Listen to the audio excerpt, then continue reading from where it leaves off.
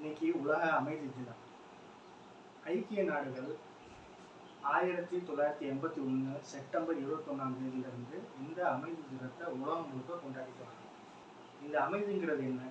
சண்டை போடாம, எதுலையும் கலந்துக்கிறாம அப்படியே அமைதியாக போடுறதா? கிடையாது. அமைதிங்கிறது நம்ம மனசுக்குள்ள அன்பு, ஒரு நமக்குள்ள ஒரு செல்ஃப் ரெஸ்பெக்ட், இதெல்லாம் இருக்கிறது தான் அமைதி. அமைதின்றத பொதுவாக நம்ம எப்படி பார்க்கறது? சண்டை, உலகம் முழுக்க போர், சண்டை இதெல்லாம் நடக்குது.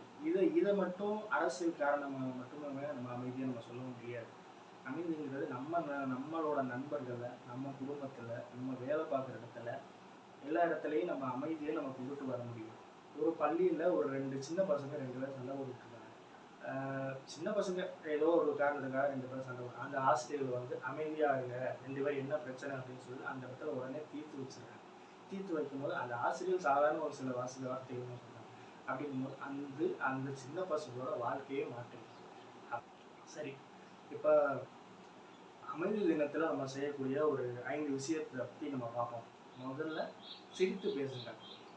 சிரிக்கிறது வந்து சும்மா தனியாக உட்காந்து கேட்கணும்னு சிரிக்கிறது அப்படி கிடையாது. இப்போ ஒரு நண்பர்கள் வந்தால் அவங்களோட ஒரு அன்பாக ஒரு முதல்ல எடுத்தோன்னே ஒரு அன்பாக ஒரு புன்னகைக்கு சிரிக்கும் போது மனசுக்குள்ள அவங்களுக்கு ஒரு மனசுக்குள்ள ஒரு மகிழ்ச்சி வரும். அப்படிங்கும்போது ஒரு அமைதி, ஒரு அப்பியரன்ஸ் தான். ஒரு பேச ஆரம்பிக்கும் போதே ஒரு ஸ்மைல் பண்ணும்போது அவங்க மனசுக்குள்ள ஒரு நல்ல பையன் அப்படிங்கிற ஒரு ஒரு மைண்ட், ஒரு சின்ன விஷயம் தாங்க அப்படிங்கும் போது மனசுக்கு ஒரு அமைதி கிடைக்கும். அப்புறம் அவங்க சொல்கிற 2வது விஷயம், அவங்க சொல்லும்போது கேட்கணும். கேட்கறது வந்து ரொம்ப முக்கியமான விஷயம். கேட்கறது வந்து திருவள்ளுவர் கூட செல்வத்தில் செல்வம் அச்செல்வம் செல்வத்தில் எல்லாம் தலைன்னு சொல்லுவாங்க. கேட்கறது வந்து செல்வம் ரொம்ப முக்கியமான சொல். இன்னொரு பொருளே சொல்லுவாங்க, எப்பொருள் யார் யார் வாய் கேட்கணும் அப்பொருள் மெய்ப்பொருள் காண்பது. கேட்கறது வந்து அவ்வளோ முக்கியமான விஷயம். இனிமையாக அவங்க சொல்கிற வரைக்கும் நம்ம கேட்கும்போது அது வந்து ஒரு முக்கியமான விஷயம். ஒரு நட்பு வட்டத்தில் 3வது விஷயம் வந்து சோசியல் மீடியா. சோசியல் மீடியாவில் ஒரு நல்ல விஷயங்களை பகிரணும். ஒரு இந்த புத்தகம் படித்தேன், இதை நான் பகிர்ந்தேன் அப்படின்னு போடும்போது அது முக்கியமான விஷயம். அது இந்த மாதிரி நல்ல விஷயங்கள் தான். நான் என்னடா அது அமைதிக்கு இதெல்லாம் வழிவகுக்குமா அப்படின்னு கேட்காதீங்க.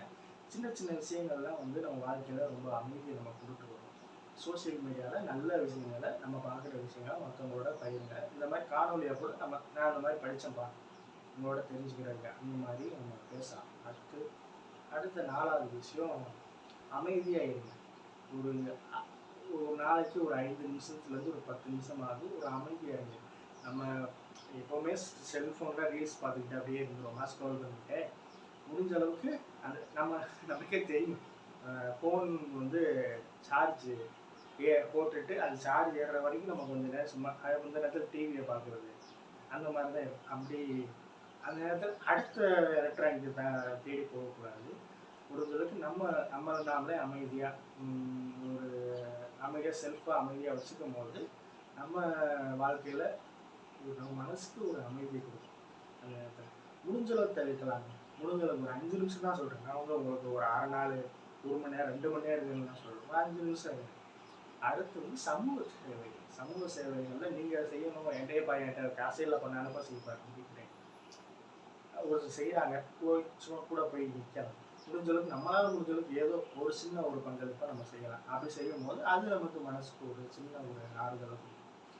இந்த 5 விஷயத்தை நம்ம ஃபாலோ பண்ணும்போது உண்மையிலேயே நமக்கு மனசுக்குள்ள ஒரு அமைதியை கொடுக்கும். அமைதின்றது நம்ம வெளியில் தேட வேண்டாம், நம்ம மனசுக்குள்ளே இருக்கிற அமைதிகள் தான். அதனால இந்த அமைதி தினத்தில் இந்த கருத்துக்களை நான் உங்களோட பகிர்ந்து கொள்ளணும்னு ஆசைப்பட்டேன். கூடிய விரைவில் இன்னொரு நல்ல காணொலியில்